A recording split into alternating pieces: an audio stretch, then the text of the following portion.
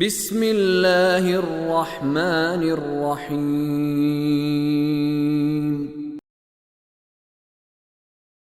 ان اللہ عالم غیب السماوات والارض انہ علیم بذات الصدور هو الذی جعلکم خلائف فی الارض فمن کفر فعلیہ کفرہ ولا يزيد الكافرين كفرهم عند ربهم إلا مقتا ولا يزيد الكافرين كفرهم إلا خسارا۔ یقیناً اللہ آسمانوں اور زمین کے غیب کا جاننے والا ہے اور وہ ان باتوں کو بھی خوب جانتا ہے جو سینوں کے اندر چھپی ہوئی۔ اسی نے تمہیں زمین میں جانشین بنایا یعنی تم سے پہلوں کو فارغ کر دیا زمین سے، تگڑوں کو بھی لے گیا، کمزوروں کو بھی لے گیا، امیروں کو بھی لے گیا، غریبوں کو بھی لے گیا۔ اب تمہاری باری ہے۔ پہلے تمہارے دادا کے نام زمین تھی، پھر تمہارے ابا کے نام زمین آئی، پھر تمہارے نام آئی، یا پہلے کسی اور کے نام تھی، پھر تم نے کمائی کر کے تم نے فلانی جگہ پلاٹ لیا، تھوڑی دیر بعد تمہارے نام سے بھی شفٹ ہو جائے گا، یا تمہاری اپنی مرضی سے یا تمہاری موت کے ساتھ یہ بالآخر شفٹ ہو جائے گا۔ تو اس کو سمجھو کہ جس کی ملکیت پہ خوش ہو رہے ہو کہ میرے نام پہ اتنا کچھ ہے، یہ کچھ عرصہ پہلے بھی تمہارے نام پہ نہیں تھا اور کچھ عرصہ بعد بھی تمہارے نام پر نہیں ہوگا، چاہو یا نہ چاہو کہ تمہارے نام پہ نہیں ہوگا۔ تمہیں جانشین دوسروں کا بنانے والا کون ہے؟ اللہ کی ذات۔ اسی نے تمہیں زمین میں جانشین بنایا، پس جو کفر کرتا ہے اس کے کفر کا نقصان اسی کو ہے۔ یاد رکھیے، قرآن میں کفر سے کبھی بھی یہ نہ لیں کہ یہ مراد تو غیر مسلم ہے۔ کفر یعنی جان بوجھ کے خدا کی بات نہ ماننا۔ اس کے پھر درجات میں نے آپ کو آیت بتائی تھی سورہ آل عمران کی، اسے نوٹ کر لیں اچھی طرح سے، خود جا کے دیکھیں اگر میں غلطی نہ کروں۔ سورہ آل عمران کی آیت نمبر 33 ہے۔ کیا وہ کہتی ہے آیت؟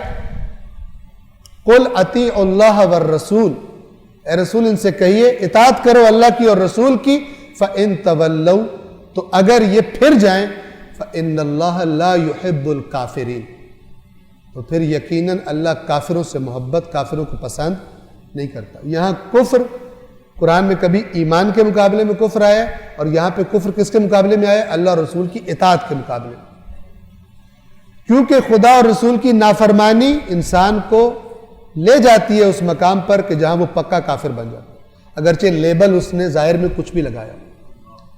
اور روایات اہل بیت آپ اصول کافی میں پڑھیے، کتاب الکفر والایمان، اس کے آغاز میں لکھا ہوا ہے کہ امام نے فرمایا، روایت لمبی ہے ابھی اس کا خلاصہ آپ کو بتا رہا ہوں، فرمایا کہ کتنے ہی لوگ ایسے ہیں، معصوم نے فرمایا، اصول کافی میں ہے، اور یہ کتنے ہی لوگ تعجب والا ہے، یعنی تمہیں پتہ چلے تعجب میں پڑ جاؤ تم، کتنے ہی لوگ ایسے ہیں زیادہ کہ مومنین جن کے ایمان کی گواہی دیتے ہیں، یہ تو مومن ہے اور وہ بھی صحیح کرتے ہیں کیونکہ ان کو ظاہر کا ہی حکم ہے، جبکہ وہ جس کے ایمان کی مومن گواہی دے رہے ہیں وَهُوَ عِنْدَ اللَّهِ كَافِرٌ، جبکہ اللہ کے ہاں وہ اللہ کے پیپرز میں، اللہ کے ریکارڈ میں کیا لکھا ہوا ہے؟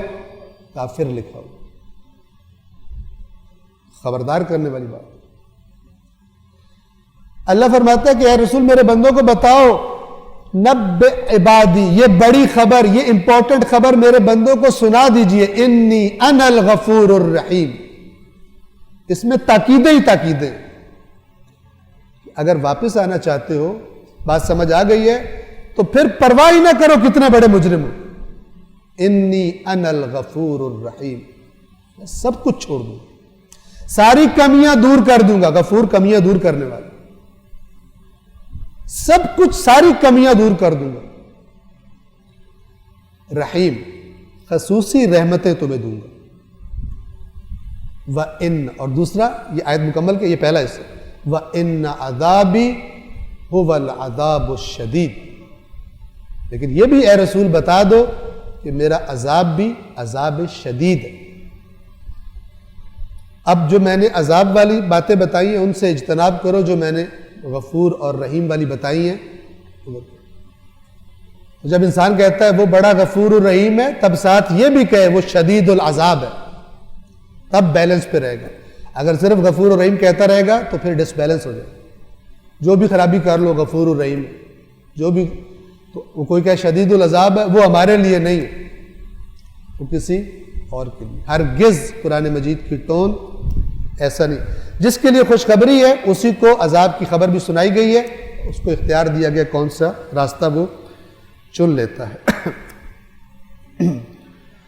اسی نے تمہیں زمین میں جانشین بنایا، پس جو کفر کرتا ہے اس کے کفر کا نقصان اسی کو ہے، اور کافروں کے لیے ان کا کفر ان کے رب کے نزدیک صرف غضب میں اضافہ کرتا ہے، یعنی ہر نافرمانی اللہ کی اسے غضبناک کرتی۔ اور دوسرا کیا نتیجہ ہوتا ہے کفر کا، نافرمانی کا کیا نتیجہ ہوتا ہے؟ اور کفار کے لیے ان کا کفر صرف ان کے خسارے میں اضافے کا باعث۔ صدق اللہ العلی العظیم۔